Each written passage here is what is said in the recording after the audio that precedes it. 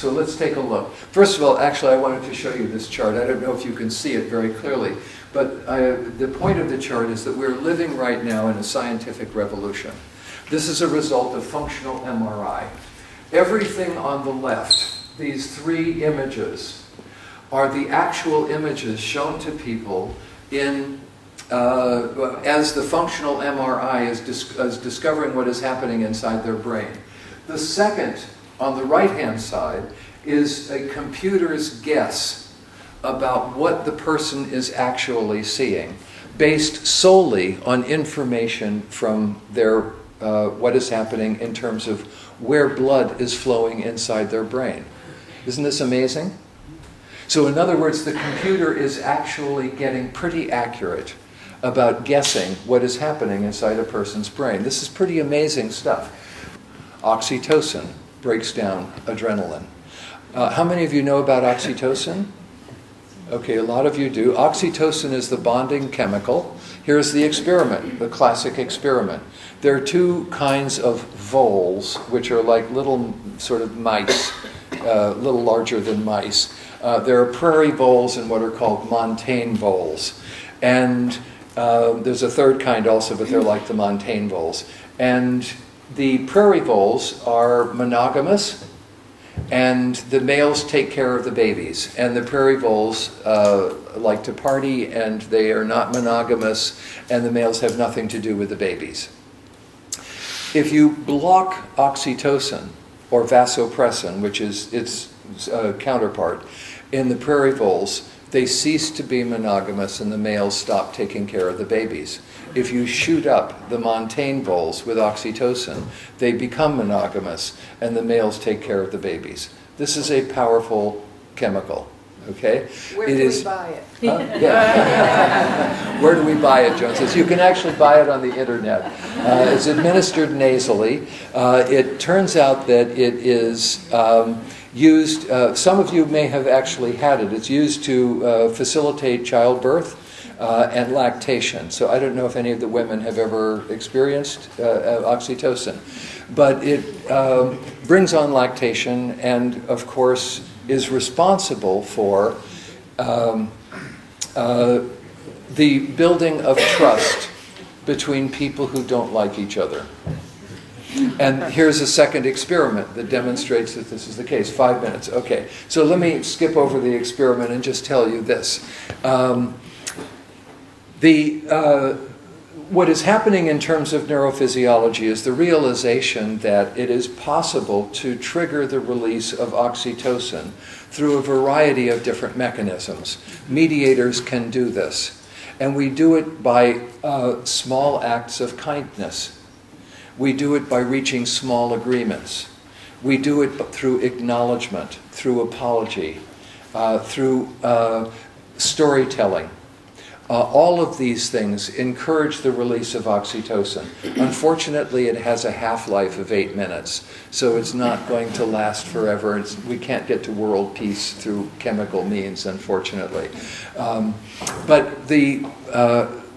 I would encourage you to read a little bit more about the neurophysiology of this, because what is taking place is actually incredibly revolutionary.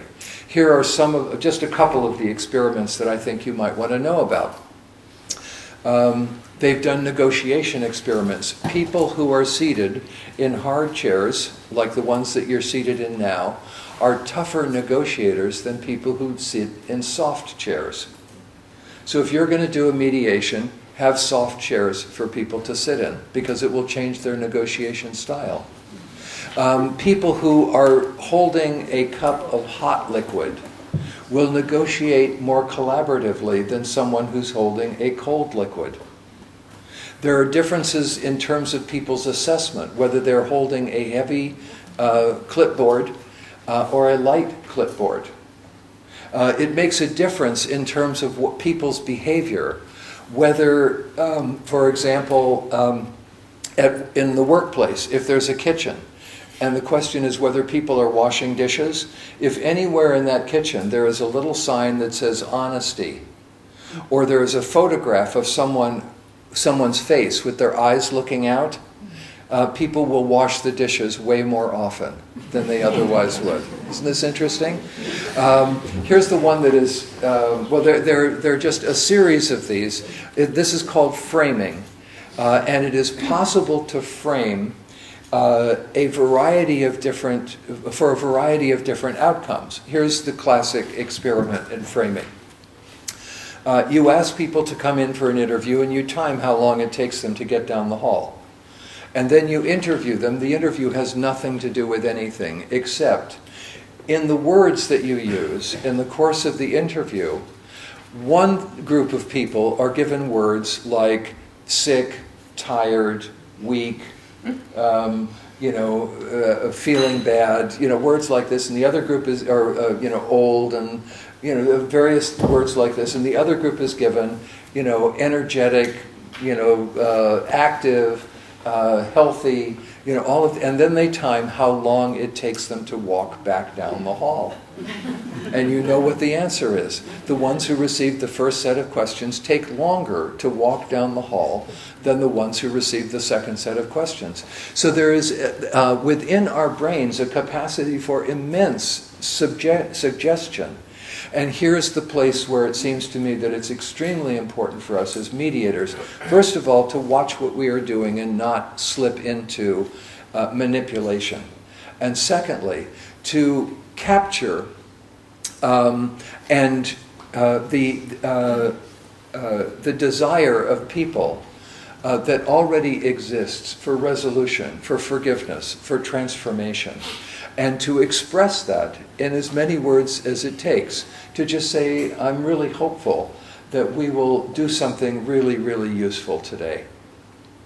And simply saying that already begins to move their perception in the direction of having a better conversation. So here is kind of the final idea about this. Uncertainty is a part of the human condition, and we need to be extremely careful whenever there are efforts to try to abolish it, to eliminate it, to move beyond it. We need to preserve it like the fire in Jean Genet's house. We need to capture it and make it intelligible for our purposes. There is a wonderful phrase that is used by Annie Lamont to describe forgiveness that to me expresses this nicely. She says, forgiveness is giving up all hopes of having a better past. And forgiveness is an act of sort of surrender to uncertainty in a way. It's giving up the idea that you are right, and therefore you're going to win, but you're not going to have a relationship. So if you want a relationship, it's not about winning anymore. So we have to take the idea of winning, the idea of conquering uncertainty, the idea of moving beyond it, and actually create a completely different paradigm. One that allows us to say, as I would like to say in ending, I wish you have wonderful conflicts.